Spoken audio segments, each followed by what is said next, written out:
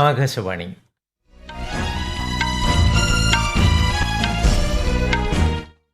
നമസ്കാരം. വാർത്തകൾ വായിക്കുന്നത് ഉദയൻ കിളിയന്നൂർ.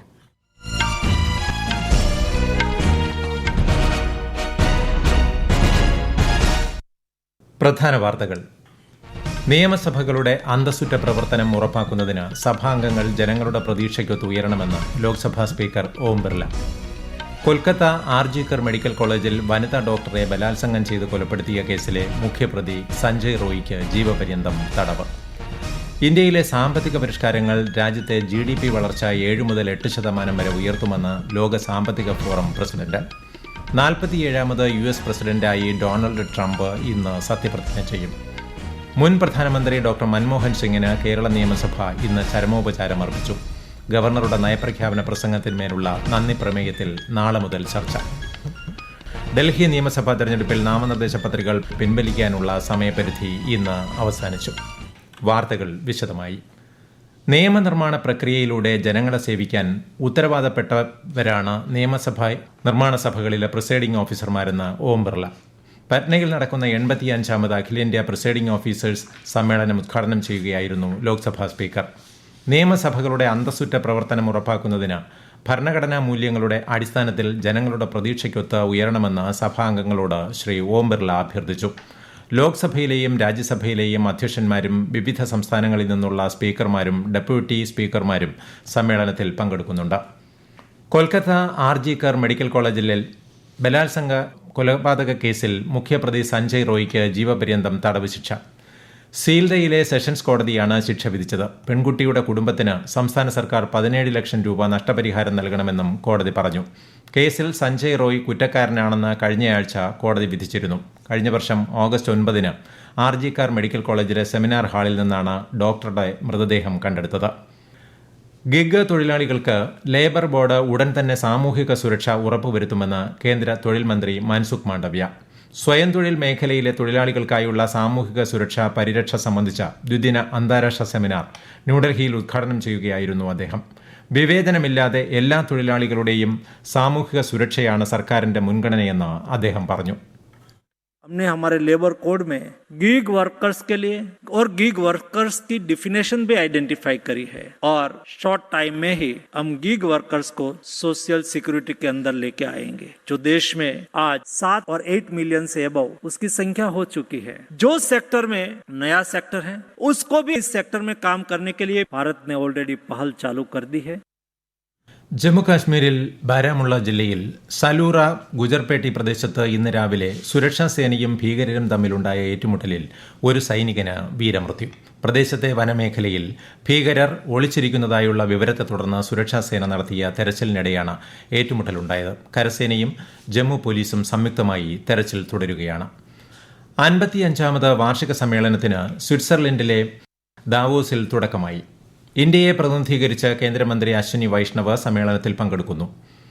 ഇന്ത്യയിലെ സാമ്പത്തിക പരിഷ്കാരങ്ങളും അതിലൂടെ ഉണ്ടായ നിക്ഷേപങ്ങളും രാജ്യത്തെ GDP 7 മുതൽ 8% വരെ ഉയർത്തുമെന്ന് ലോക സാമ്പത്തിക ഫോറത്തിന്റെ പ്രസിഡന്റ് ബോർഗെ ബ്രൻഡെ ഒരു ഇന്ത്യൻ ടെലിവിഷൻ ചാനലിന് നൽകിയ അഭിമുഖത്തിൽ പറഞ്ഞു. India has a great potential. There is no reason why India cannot do 7-8%, provided that there are reforms when it comes to investments in infrastructure, reforms in investing in education and R&D. We do expect that in a few years, India will be 20% of the overall global growth. That is quite incredible. കേന്ദ്രമന്ത്രിമാരായ CR Patil, K Rammohan Naidu, Chirag Paswan, കേന്ദ്ര സഹമന്ത്രി ജയന്ത് ചൌധരി എന്നിവരും അദ്ദേഹത്തിനൊപ്പമുണ്ട്. ഇന്ത്യയുടെ സമഗ്ര വളർച്ചയുടെയും digital മേഖലയിലെ മുന്നേറ്റത്തിന്റെയും മാതൃക ഉയർത്തിക്കാട്ടാനുള്ള വേദി കൂടിയാണ് 5 ദിവസത്തെ പരിപാടി. 130-ലധികം രാജ്യങ്ങളിൽ നിന്നായി 3000-ഓളം നേതാക്കളാണ് 5 സാമ്പത്തിക ഫോറത്തിൽ പങ്കെടുക്കുന്നത്.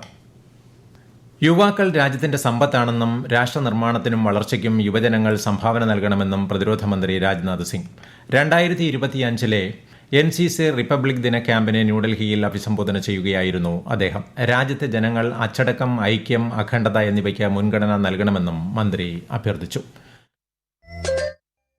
ആകാശവാണി വാർത്തകളും വാർത്താ അധിഷ്ഠിത പരിപാടികളും all India radio news Thiruvananthapuram YouTube ചാനലിലും at all India radio news Thiruvananthapuram Facebook പേജിലും AIR ന്യൂസ് _ ഇൻസ്റ്റഗ്രാം അക്കൌണ്ടിലും at AIR news _TVM X ഹാൻഡിലും ലഭ്യമാണ്.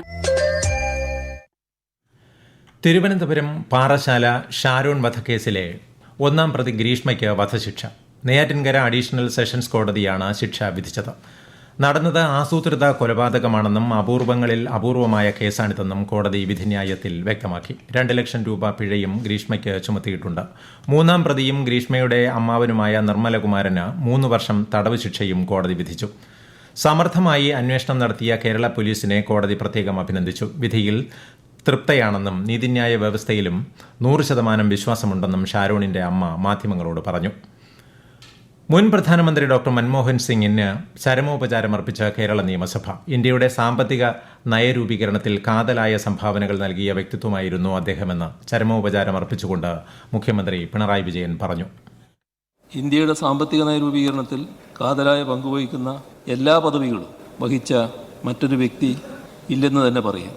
ഇന്ത്യൻ പ്രധാനമന്ത്രി എന്നതിനു പുറമെ അന്താരാഷ്ട്ര പ്രശസ്തനായ സാമ്പത്തിക വിദഗ്ധൻ, മാതൃകാ അധ്യാപകൻ, പ്രഗത്ഭനായ ഉദ്യോഗസ്ഥൻ, രാജ്യത്തിൻ്റെ ധനകാര്യമന്ത്രി എന്നിങ്ങനെ പല നിലകളിൽ പ്രശസ്തനായിരുന്നു അദ്ദേഹം. ഭരണഘടനാ മൂല്യങ്ങളെയും ജനാധിപത്യ സംവിധാനത്തെയും സംരക്ഷിക്കുന്നതിന് അദ്ദേഹമെടുത്ത നിലപാടുകൾ പ്രശംസനീയമാണ്. സൗമ്യത കാത്തുസൂക്ഷിക്കുമ്പോഴും തീരുമാനങ്ങളിൽ കാർക്കശ്യം പുലർത്തിയ പ്രധാനമന്ത്രിയായിരുന്നു ഡോക്ടർ മൻമോഹൻ സിംഗ് എന്ന് സ്പീക്കർ AN ഷംസീർ അനുസ്മരിച്ചു.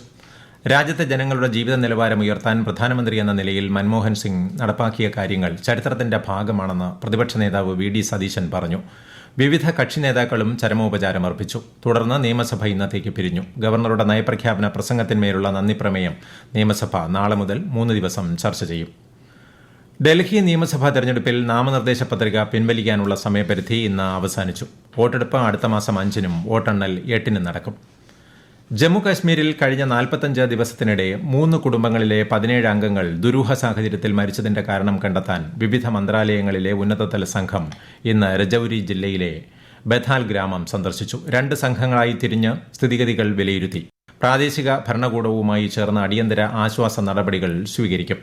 47ാമത് US പ്രസിഡന്റായി ഡൊണാൾഡ് ട്രംപ് ഇന്ന് സത്യപ്രതിജ്ഞ ചെയ്യും. ഇന്ത്യൻ സമയം രാത്രി 8:30 നടക്കുന്ന ചടങ്ങിൽ US chief justice John Roberts സത്യവാചകം ചൊല്ലിക്കൊടുക്കും. വാഷിംഗ്ടൺ DC-യിൽ അതിശൈത്യം തുടരുന്നതിനാൽ US ക്യാപിറ്റോൾ മന്ദിരത്തിനുള്ളിലെ റോട്ടൻഡ ഹാളിലാണ് സത്യപ്രതിജ്ഞ. ഇന്ത്യയെ പ്രതിനിധീകരിച്ച് വിദേശകാര്യമന്ത്രി S ജയശങ്കർ ചടങ്ങിൽ പങ്കെടുക്കും. Argentina president Javier Milei, Italian പ്രധാനമന്ത്രി ജോർജിയ മെലോനി, ബ്രസീൽ മുൻ പ്രസിഡന്റ് ജയർ ബോൾസനാരോ തുടങ്ങി നിരവധി പ്രമുഖർ സത്യപ്രതിജ്ഞാ ചടങ്ങിൽ സന്നിഹിതരാകും.